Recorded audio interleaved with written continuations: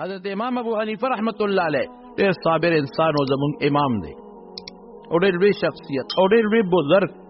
او د زمانې ولی او مالدار شخصیت. په خپله زمانه کې د قرآن او د سنت نه 12.5 لکه مسلې رایستې دي. 12.5 لکه مسلې دا عقل لري چې دا څونه شی دی. صابر او ډېر زیات. یو سړی ولا راغی د نکاح تقریر یې وکړ. د نکاح تقریر مولیان کوي. یو سړی ولا راغی د کور ته دننه کېده. وی مولوي صاحب لږ ودرېږه. ودرېد ورته. وی ما اورېدلي چې ستا پلار مړ شوی دی مور دې کونډه ده. وی یو. او دا مې اورېدلي چې د مور د عدت هم پوره شوی دی. وی یو. یاره وی اورېدلي به دي چې دا مور دې ډېره ښکلې ده ښایسته ده نو ما تېره په نکاح کړه. اوس یو دومره لوی بزرګ او عالم ته دا خبره څونه سپکه ده ده که نه؟ څومره سپکه خبره ده چې ما ته مور بوډۍ ښه ده د امام ابو حنیفه ده او 81 کالو دی نو مور مې د څونه عمر سلونه به اورېدلي او بیا دا چې مور دې ښکلې ده او ما تېره په نکاح کړه ما غوندې بل سړی وي چې دا مازدیګر مې پې والې وي چې ښه ما مور پورې ټوکې کې ته به د خپل مور چاته په نکاح کې ستا مور کونډه نه په نکاح به کې اوهو امام صاحب څه وایي الحمدلله چې زما د مور رشته راله اوهو دکه ډېرې جینکې په کور زړې شو رشتې نشته الحمدلله خو دړمن شو سخت دړمن شو خو بیا څه وایي الحمدلله زما د مور رشته راله خو بچې خفه کېږه ما دا خو چونکې د ما مسله نه ده زما د مور مسله ده نو زه به هغې سره صلاح وکړم که هغه تا سره نکاح ته تیارېږي ډېره ښه ده زه پرې د خدای حمد ویم او که نه تیارېږي نو زما مسله نه ده خو د هغې مسله وایي زه ښه دلته ولاړم شابه تپوس ترې وکړه خو چې امام صاحب قدم واغېست په هغه دړ راغې لاندې پرېوت مقه ځای ترې سوت من عاد لي ولیا فقد آذنته بالحرب د خدای د ولی بدل الله علی ته به خفه کې بدل به الله اخلي ولی رسول الله مبارک فرمایي من عاد لي ولیا فقد آذنته زما دوستان مه خفه کوئ زما دوست چې څوک خفه کوي ما له خفګان راځي که نه راځي ستا دوست چې څوک خفه کوي تا له خفګان راځي که نه راځي نو د خدای دوست چې څوک خفه کوي الله له خفګان راځي که نه راځي نو امام صاحب ته چې ووی دا سړی ولې مړ شو وی الله په ما خفه شو نو مړ یې که کن زما خو په هغه حال کې مې امام ابو حنیفه د خدای حمد ده حمد د خدای صفت شکر حضرت ابراهیم علیه السلام چې کله حضرت اسماعیل علیه السلام راوست او د بیت الله په خوا کې پرېښود تر د مور نه نو د اطلاع شام ته او په دشت و بیابان کې خپل بیبي حضرت هاجره او خپل ماشوم د تیرودو بچې حضرت اسماعیل پرېښود او لږې غوندې اوبې ورته پرېښودې په مشکیزه کې او لږ غوندې ستوان او څه خوراک مراک یې ورته کېښوده او ابراهیم علیه السلام ترې روان شو دا بیبي ورپسې شوه خو پوهې وه چې دلته خو په میلیونو انسان نشته او دا اوبه به سبا خلاصې شي او دا خوراک به سبا ختم شي نو زه به څه کوم او دا په ما درنده راغی زمري را باندې راغی غله رالل انسانان رالل دا به څه کېږي خدایه دې دشت و بیابان چې په میلیونو انسان نشته او که دا باران شو نو زه به څه کوم دلته خو ځمکه نشته چې ورننوځم مار شته لړم شته اوچ میدان تولی سره څوک هم د شپې څه کم دی وده شم بړستن نشته ګلی شوه زه به په څه کې ځان پټوم ابراهیم علیه السلام ته د الله حکم وروان بی بی هاجره ورپسې پاڅېده او ورته یې سړیه الی من تترکونه چاته م پرېږدې الله مونږ چاته پرېږدې و ابراهیم علیه السلام ډېر صابر او بړه ډېر زیات نرم و الله وی ان ابراهیم لأواه حلیم ډېر صابر او حلیم صابره عقلمند تم وی او اواه هر وخت به الله ته زاري کوله به یې کوله او جړل به هتې روان دي دا ورپسې ده الله یې تاسو بوځي دا باب المروه چې کوم دی راځي دې طرف ته روانه ده روان دي نو دا ښځه ورته بیا وایي ای ابراهیم تا ته ویم که نه لږ مخ راواړه وه الی من تترکونه چاته مو پرېږدې دې غږ نه کوي که کوي خو جړا ورځي که شاته ګوري خو بچي ته کم ځای کتی شي او دغه یو نیازبین بچی دی بل شته هم نه حضرت اسحاق علیه السلام لا نه دی پیدا شوی الله بیا ورپسې لاړه چې لاړه ورته بیا وایي ابراهیمه ما ته وګوره که نه هغه نه کوي غریب اخره کې دې د لمن نه کلک راونیوه چېرته ځي موږ چاته پرېږدې دی دشت کې وادن غیر ذی زرع چې پکې قابل کاش بوټ هیڅ نشته چاته مه پرېږدې. ښځه پوه شوه چې دی خو خبرې نه کوي، خاوند پته لګي سړي ته، وی الله امرک بهذا، دا درته خدای ویلی دي. پوه شوه ابراهیم علیه السلام دقسې سر وړکه، ښځې فورا لمن پرېښوده، اذن لا یضیعنا، چې الله ویلی دي نو الله مومل دی مونږ به نه ضایع کوي، ایمان نه به مو ضایع کوي، زه په مخه دی ښه. نو ابراهیم علیه السلام چې هلته لاړ نو الله ته یې لاس اوچت کړ. ګیله نه کوي. مونږ خلک خو چې معمولي ډوډۍ کمه شي د خدای نه ګیلې شروع کړو. مونږ خلک خو چې معمولي د ځان نه ډېر مالدار ووینو نو پس بیا مونږ ګیلې شروع کړو. مونږ خلک خو چې لږ د ځان نه غوره ووینو او دا مونږ پکې څه کیو،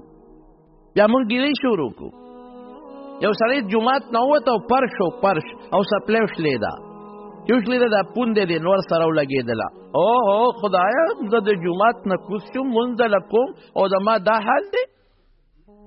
بل موټر کې ګرځي زما دا حال دی، خپه مې وسوځېده. چې ویې کتل یو سړی د جومات ته را روان دی او د هغه غریب سپلی نشته، شل دی په توخېدو را روان دی، په توخېدو چې په توخېدو څنګه را روان دی. وی الله زما توبه، الله توبه، زما خو پوټې خپل نور سره ولګېده د پرچ سره او چغې مې جوړې کړې. خدای چې د خوار د کم ځای نه جومات ته را روان دی په توخېدو الله لا او پروا م نشته، معافي غواړم. حضور پاک فرمایي نسخه درته ښیم، نسخه د ټینشن او د پریشانۍ نسخه درته ښیم. خلک دې کې پریشانۍ کې پراته دي، د بل موټر ته ګوري خفه کېږي، د بل مال ته ګوري خفه کېږي، د بل بنګلې ته ګوري خفه کېږي، د بل کارخانې ته ګوري خفه کېږي، د بل جایداد ته ګوري خفه کېږي. د رسول الله مبارک په نسخه عمل وکړ څه ټیک. اسه فرمایي وی په دنیا کې د ځان نه لاندې ته وګوره او په دین کې د ځان نه پورته ته وګوره. چې دا د چا کور نشته هغه ته وګوره، اوهو اما خو بیا هم یو دوه مردې کور شته. چې دا د کری کور کې اوسېږي هغې ته وګوره چې د بل د کری وس نه کېږي نو بچي او ښځې پردي خدمتونه کوي او همسایه په شکل کور کې اوسېږي، هغه ته وګوره. ستا موټر نشته، موټر سایکل شته، شکر. هغه ته وګوره هغه بل پیاده روان دی، د موټر سایکل وسې نه رسي، د سایکل وسې نه رسي. ستا دوه سترګې شته، د هغه بل یوه ده، هغه ته وګوره. ستا یوه ده، هغه نابینا ته وګوره. هغه نابینا دی دې ته وګورې، سترګې نشته خو لاسونه روغ دي، پرتوغاس ځان له تړلی شمه. هغه روغ ته وګوره، شل ته دې وګوري. او مړه چې هر څه نه پوره شي که نه، هر څه نه پوره شي نو چا ته به ګورو؟ کافر ته به ګورو. شکر د خدای ایمان دې راکړی دی، شکر د خدای، دې نه لوی نعمت شته. ما ته بیګا یو ملګري د جرمني نه ټلیفون وکړو، بیګا د عمرزو هلک دی، د جرمني نه ما ته ټلیفون وکړو، د جرمني نه. او ممکن د ما ته وایي چې ستا د نیټ بیانونه پس د هرې جمعې په انټرنیټ مونږ له راځي او مونږ یې اورو، د هرې جمعې بیان. نو ممکن ده چې دا بیان به هغه واومري، کېدای شي په الفاظو کې ما نه زیاتې کمې راشي، خو ځکه د ټلیفون خبره وکله ما نه خبره هېرېږي. د دا عمرزو هلک چې زما د بچي د سکول ملګری پاتې شوی، عامر یې نوم دی. بیګیا راته په ټلیفون خبره وکړه، وایي موږ په جرمني کې په یو یونیورسټۍ کې سبق وایو، په لاره تېرېږو کله کله په سایکل، یو بوډۍ ښځه وه هلته کې. دا خو ما ته پته دا زه خپله درته وشویم، هلته کې دا بوډاګان چې که نه، دا چې کم سړی بوډا شي یا ښځه بوډا شي نو بچي خو ته یې والوځي، بچي خو بیا د ښځو شي. نه هغه مور و پلار دپاره حکومت بعضې کوټې موټې جوړې کړي چې ته بعضې ځایونو کې نو هلته کې هغه مور و پلار یې په کوټو کې دیری، حکومت والا څه پیتي میتي ورکوي. او دا بچې په کال کې یو ورځ مدر ډے ورته وایي، په هغه ورځ باندې دا بچې والا چې ته خط ولیږي، چې دا به خط ولا ولیږي، یا څه معمولي پارسل ورته داسې 5-6 بولې ورته چنګمان ولیږي، بس وایي دا زموږ د مور پلار حق و، نور نه مور پېژني نه پلار پېژني. دا ما ته پته ده داسې حالات هم په امریکا او په برطانیه کې شته، داسې حالات چې ښځه خاوند په یو ښار کې اوسي، مور او بچې په یو ښار کې اوسي، یو ښار یو شهر کې مور او بچې، او د دې مور او د بچي شل کال یو بل سره ملاقات نه کېږي. بچې د ښځې دی، بچې د عیش و عشرت دی. اسلام خو موږ له زما قسم په خدای ډېر لوی برکت را کړی دی، الله په خپل بنده ډېر مهربان. نو دغه بوډۍ ښځې سره به مونږ کله څه شی واخېسته، زمونږ تعلق ورسره جوړ، غالب کې ما سره کور والا هم دی نو موږ یو ځل کور ته ورسره لاړو د هغې پوټۍ نه غوندې کوره کې چې لاړو بوډۍ سره تعلق جوړ شو اخره کې هغه عیسایانه وه موږ ورته د ایمان دعوت ورکړ مسلمانه شو هغې ویل څنګه مسلمانه شم زما خو پلار مور وروڼه بچي ټول عیسایان دي او اسلام خو ډېر ګران مذهب دی نه ته مسلمانه شه هغه اسلام صفت هم ورته وکړو خدای د هغې له نرم کړو موږ ووایو ورته چې ته عیسی علیه السلام باندې موږ یې منو ته ورته د خدای زوی وې موږ ورته پیغمبر وایو او که موږ عیسی علیه السلام په حیث د پیغمبر ونه منو خو بیا موږ هم کافران یو موږ عیسی علیه السلام پیغمبر منو خدای له نه بچي شته نه ښځه شته او دغه رنګې رسول الله مبارک خیري پیغمبر منو د هغه نه پس بل پیغمبر به نه راځي دا زموږ عقیده ده وی ښځې ته نصیحت وکړه بوډۍ ته وی خدای د هغې له نرم کړه ښځې وی به ډېره ښه زه مسلمانېږم خو دا مسلماني خو ډېره ګرانه ده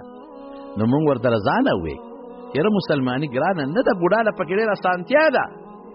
او ته خو بوډۍ یې خیر ښځې ته موږ نصیحت دعوت ورکړه الله ښځه مسلمانه کړه چې بوډۍ مسلمانه شوه موږ ورته کلمه ووې موږ ورته کلمه نو ما ورته لا په ټلیفون مې د کلمې په مقصد هم پې کړه یوه هم پوره پې کړه کلمې شهادت یې وایي ښه مزېداره بیا مونځ چل خو نه ورته د ما ښځې وله اودس وکړ په مانځې ودروله بیا وایي چې ډېر پاسه به زه څه کومه مونږ ورته وایي چې که خیر مونږ بل ځل چوټي شي راځو نو تاله به په جرمني کې د قرآن شریف ترجمه راوړو جرمني ژبه کې ځکه هغې له بغیر د جرمنۍ ژبې نه بل څه نه ورتل ته به هغه ګوره ټرانسلیشن دی ترجمه به ګورې خیر دا مسلمانه شوه کلمې ووې اودس هم وله وکړه او مونږ ترې روان شو چې بله هفته کې مونږ رالو د بوډۍ معلومات هم اخیستل وی خلکو چې بوډۍ خو مړه شوې ده بوډۍ کله مړه ده وی تېر اتوار بچي وله رالل او بچي ورسره ناستو ساتې لاړه او موږ هم ورسره په دغه اتوار میلو شوي یو زموږ د دعوت نه او د هغې د کلمې ویلو د ایمان نه یو سلو 15 ګنټې پس غریب هم مړه شوې ده الله اړه ما وی ګوره رسول الله مبارک فرمایي چې ډېر کله د یو انسان او د جنت په منځ کې یو لیش فاصله ای څومره یو لیش الله به د جنت او د انسان الله به داسې کار ته واخلي چې د جنت په ځای به دوزخ ته لاړ شي او ډېر کله یو انسان دی د هغه د دوزخ په منځ کې به یو لیش مزلي داسې کار به پوچي چې د دوزخ نه به بچي او جنت ته به لاړ شي نو ما ته هغې لږ هغه چې بنیادي خبره کوله وی ښځې صرف ما ته او زما ښځې ته او هغې ته پته وه چې زه مسلمان یم بل چا ته پته نه وه موږ خو یې موږ ول هفته پس راځو خدمت به کوو اخو غریبه 3 ګنټې پس مړه شوه نو مې بیا نو هغه خو هلته کې نور کله به یې مړي د عیسایانو ښخول اوس هلته یې نشي ښخولی ځکه چې ښخوي نو قبر وله د حکومت نه په بیه علي څوک د 20 کالو قبر والی په کارې ځای د قبر څوک د 100 کالو والی هغه بلا پیسې دي نو اوس یې سوځئ نو یا خدای ممکن دا دوی سوځولې ده او غیرې کله دریاب ته یا بوټي موټي ته یا به چېرته ښخې کړي مونږ یې جنازې سره سوکو مې جنازه بس پرېږده بس خدای له رسېدلې ده زما وروڼو زه پې خوشحاله شم او ممکن ده تاسو به هم پې خوشحاله شئ نو یو انسان چې کافر خدای بچ کړي او مؤمن شي نو مونږ پې خوشحالېږو که نه نو مونږ له خدای ایمان کله را کړی دی مونږ له رب کله ایمان را کړی دی په دې به مونږ نه خوشحالېږو دا څومره د خوشحالۍ خبره ده مونږ یې د مسلمان مور او پلار نه پیدا کړي د کافر مور او پلار نه یو پیدا که مونږ د کافر مور او پلار نه پیدا وې مونږ به نن دا کلمه شهادت نه وې مونږ به د خپل لوی رب دا لفظ دا نوم الله په دې ژبه نه وې مونږ به د ښکلي پیغمبر نوم په دې ژبه نه اخیسته دا چې مونږ د ښکلي پیغمبر نوم په ژبه الو درود پې وایو درود شریف او دا د الله ذکر کوو دا کلمه وایو قسم په الله دا د خدای مهرباني ده څومره خواري مونږ سره مور او پلار په دې کې کړې ده څومره خواري څومره خواري راته به الله للو للو وي چې د پولو به څه به وي د الله نوم الله وایا کافر ته دا څوک وایي کافر خپل بچي ته وایي ساري تھینک یو دا زده کا ساري دا زده کا مونږ ته به څه وایي الله زده کا بسم الله زده کا دا د خدای فضل او کرم په ښه او بد کې به د الله شکر ادا کې د ځان نه لاندې ته به ګورې د ځان نه پورته به نه ګورې د خدای شکر به ادا کې او په دین کې د ځان نه پورته ته وګوره په دین کې مونږ د ځان نه لاندې ته ګورو په دنیا کې بره ته ګورو نو ټینشن جوړ په دنیا کې لاندې وګوره د خدای نعمت قدر بدله درشي او په دین کې برته وګوره مونږ دین کې لاندې ته وګوره یا لکه مونځ کوه که نه یا مړه پرون دی یو مونځ وکړه نو تا خو یو هم نه دی کړی که او که ښځې ته وی مونځ وکړه ما وکړه ماښام نه که نه ماسخوتن هم وکړه خور خو د یو هم نه دی کړی ما خو یو هم وکړه که نه لاندې ته ګوري لاندې ته نو په دین کې چا ته ګوره برته نو هغه چې څه کوي هغسې وکړه دا د الله پاک د رسول مبارک وینا ده زموږ په ایمان نو ابراهیم علیه السلام سونه وکړی بی بی سونه وکړی ده بچی سونه وګړی ده خو چې اخوا لږ مخکې لاړ او غر ته وخت او د دې خپل بچي نه سترګې بل طرف ته شوې نو څه وایي ربنا انی اسکنت من ذریتی بواد غیر ذی زرع اے زما ربا د فریاد ځای بیا الله دی یعنی تکلیف راشي چاته چغه و مونږه الله ته اسې میری په دراغې بیا چغه و ربنا اے زموږ ربا انی اسکنت من ذریتی بواد غیر ذی زرع خدایا بچی می په یو 10 لک میابان کې پرېښود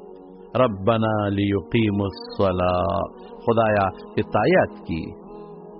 السنوی فاجعل افئدة من الناس تهوی الیہم وارزقهم من الثمرات لعلهم یشکرون دې ټکی لرازم سوی الله کی هدایت کی یا خدای څوک ولا را ولا یوازې دي غریبانان دا بس کوي یوازې او خدایا روزي ولا د میوو په شکل کې ورکا صد پارا لعلهم یشکرون کہ خدای ستا شکر ادا کی شکر پا دغا جن شکر پا دغا دشت و بیابان شکر پا خواب دوارو کی بشکر دا اللہ دا کوئے یو نوڑے کا چادر کا یو نوڑے وی الحمدللہ یو بوٹو بدر تا میلاو شوی وی الحمدللہ زمان قسم پا خدای یو سری تا خبر کولا جیل کے پروتو جیل کے او ما تسوی یو بابا نمیلاوی نو چې ډېر د کافرو جیل کې وی چې ډېر زیات به تنګ شو او د تندې له لاسه به م چغې کړې نو زمونږ په مخ کې به په کاسه کې متیازې وکړه چې دا اوس کاسه کې او چې خفه کولو به نو قرآن شریف پې راواغېش د پاسه به پې ټوپونه ون او متیازې به پې کولې زمونږ د خفګان دپاره مونږ د خدای د کم نعمت شکر ادا جوس کې درته میلو دي شربت کې درته میلو دي پاکې اوبه درته میلو دي څه به کوې ورسره هارون الرشید ته چا وی که داسې دی کې ګیر شو چې هېڅ درته نه میلاوېدل او د تندې مرې او څوک درته وایي چې دا نیمه بادشاهي راکړه یو ګیلاس اوبه در کوم ور به کې هغه وی بلکل چې د تندې مرم په بچې څه کوم بلکل نیمه ورکوم وی ښه چې دا یو ګیلاس اوبې دله درکړې نیمه بچې خو دې لاړه او بیا درته وایي هغې ادې ونښتې په مثانه کې لاندې نه وتې اوس بل یو درته وایي چې او ته په چغې وایي چې متیازې نوځي او درته څوک وایي چې دا نیمه بادشاهي راکړه چې دا متیازې د نه وباسم ور به کې چې مرم او چغې وم په بادشاه څه کومه وی پته ولګېده چې دا ټوله بادشاهي ستا د یو ګیلاس اوبو قیمت لري نیمه په دننه کېدو یو نیم په وتلو دا د خدای نعمتونه دي چې مونږ له الله راکوي الله څه چلو که جرهم قبیله راوسته او د ابراهیم علیه السلام د بیبیو د بچی سره دیره شوه او دی پکې لوی شو ابراهیم علیه السلام څه موده پس به راته د دې بچو خیال به اغېسته نو چې راغی او ابراهیم علیه السلام وادم کړی دی دروازې وواله نو ښځې وله اواز ورکړه څوکې باباجي څوکې وی زه خو یو سپینګیري بوډا راغلی یم خاوند دې څه شو وی تلې دې ښکار کوي وی ښه وی جندم څنګه دی وی ډېر خراب ډېر بد حال دی ډېر د غربت ژوند او ډېر بد حال شروع دی وی چې خاوند دې راشي نو ورته به وایي چې بوډا سپینګیري په داسې شکل راغلی و او تا ته دا وصیت کوي چې دا درشل دې بدله کړه اسماعیل علیه السلام چې د ښکار نه راغی نو په اثارو پوی و وی ښځې څوک میلمه خو نو راغلی وی راغلی و یو میلمه و دا شکل و دا رنګ و داسې بوډا و داسې خبرې کولې او ښځې دا خو مې بابا دی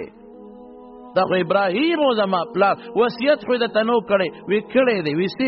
وی درشل دی بدله کا تپوس یې درنه څه کړی و دا تپوس یې وکړو چې څه خوراک دی نو موږ وایي چې بس خوراک خو نشته وږې تږي و وی درشل ته ما ته دا وصیت وکړ چې تا طلاقه کړمه زه پلار کړ بلې وکړه چې بلې وکړه څه موده پس بیا ابراهیم علیه السلام راغی دی بیا اتفاقا ښکار له تللی و دروازې والا ښځې وله اواز ورکړه څوک یو میلمه راغلی ما خاوند یې څه شو ښکار له تللی ژوندم څنګه دی الحمدلله ډېر مزېدار ډېر ښه څه خورئ غوښې د ښکار او بس زمزم غوندې قیمتي نعمت او د خدای عبادت کوو او ډېر ښکلی خاوند خدای را کړی دی او ډېر د خوشحالۍ ژوند ډېر د عزت ژوند د خدای ډېر شکر ګزار یو خاوند چې د راشي ورته وایي چې داسې یو بوډا سپین ږیره راغلی او درشل دې برقرار وساته خاوند اسماعیل علیه السلام راغی خو وروستو پیغمبر کېږي په نښو نښانو پېښ شو څوک خو نور راغلی یو بابا راغلی و بوډا غوندې باباجي څه وې باباجي دا نن تپوس وکړ ژوندم څه دی ما وې ډېر ښه شته غوښې د ښکار او زمزم غوندې قیمتي اوبه او ډېر ښه شته ژوند تېرېږي وصیت خو یې درته نو کړی وسې وې وې درشل دې برقرار وساته وې ښځې دا زما پلار و ابراهیم تا د خدای شکر ادا کا بل سپېرې نو ادا کړی نو ستا هغې متعلق اډر وکړه چې لر که دا ناشکره ستا متعلق اډر وکړه چې دا شکر ګزاره ده وې ساته ګوره د شکر په برکت څه شو د شکر برکت اوس ګوره دغه ښځه چې دا ابراهیم علیه السلام ورته وې درشل دې پرېږده او دغه شکر ګزاره ښځه دا وروستو د رسول الله مبارک نیا جوړېږي اولاد کې خدای د دواړو جهانو مبارک سردار پیدا تلک امکم یا بنی ماء السما څنګه چې بیبي هاجره ده د قرنګې دا ښځه ده دا شکر به ادا کړي ښه کې مو په بده کې ښه کې په بده کې به شکر ادا کړې وایي چې یو څپېړه چا درکړه شکر دی چې مړې نه کړم کنځلې درته وکړله شکر دی چې ما نه دي کړې خوله د هغه خرابه شوه زما نه ده خرابه شوې بل یې درته ورسول شکر دی چې ما نه دي رسولی بل چاته ګناهګار دی شو زه خو نه شم یو سړی په لاره روان و چقړې وې او دی په یو جنټلمین و هغه خشته سپینې جامې او کوټ موټ چوغه موغه اچولې ده او ښځه ده ورسره کېړی ټقار وباسي دا غریب مسکین چې د پخپه په اوبو په ډن راله چې شړق شو هغې نه څاڅکي اوچت شو او د دغې جنټلمین د ښځې په جامو ور پرېوتل جنټلمین چې ښځې ته وکتل او دا خو واده له روانې یم او ښځه مې هم روانه ده او جامې څښا شوې څپېړه اوچته کړو چې شړق شو دا مسکین یې وواو ښه مضبوط ړوند دی په سترګه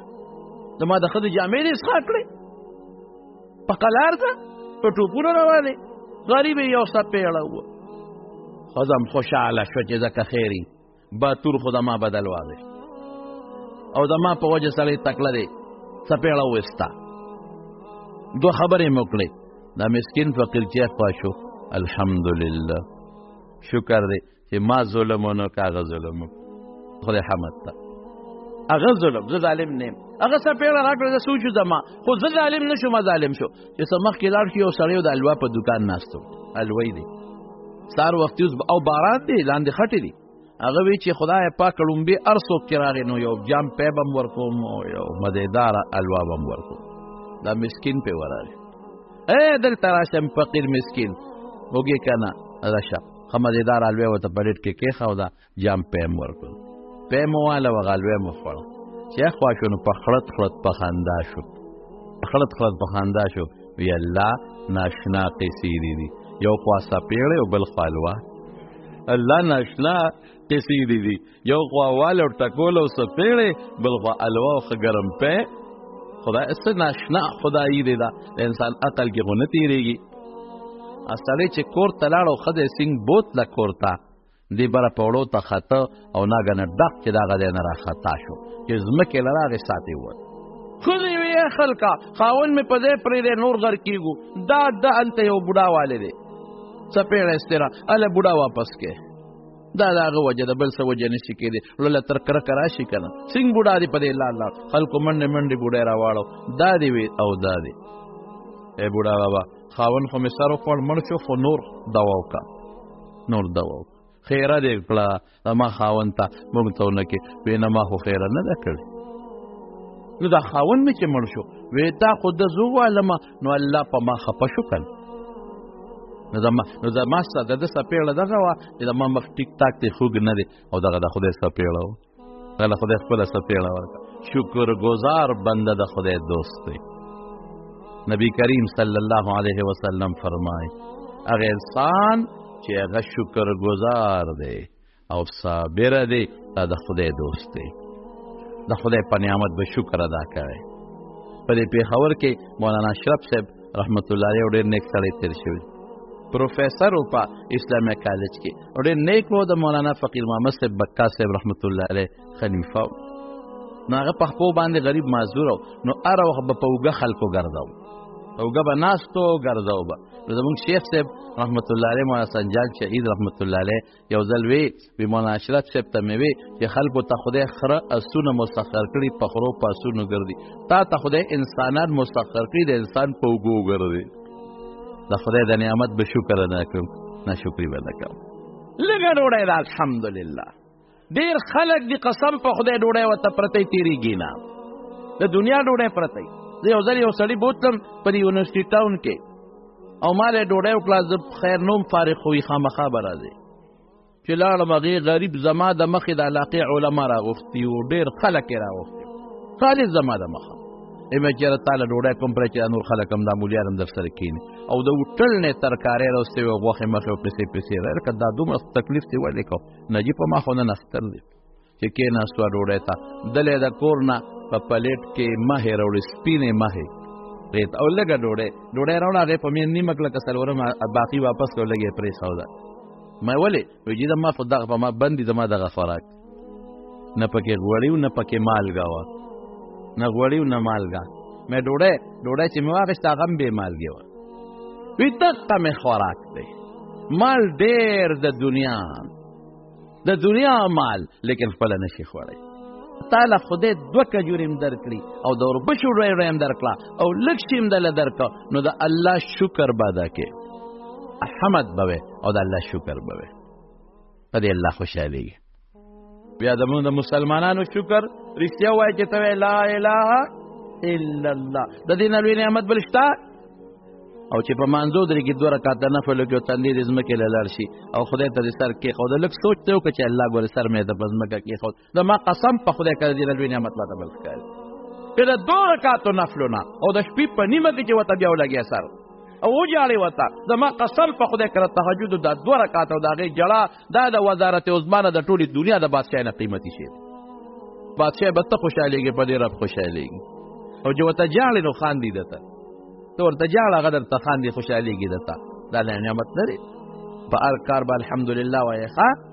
د خدای نعمت. چې کوم نعمت ته ګورې او د یادي او کوم نعمت استعمالې وی الحمدلله، او لږ به نه ګڼې د خدای لږ نعمت هم ډېر لوی شی. قانون دا دی که نه، که یو عام سړی چاله یو 100 روپۍ ورکړي ورته نه خوشحاله، خو چې یو لوی سړی ولې 100 روپۍ ورکړي نو په هغې ډېر خوشحاله.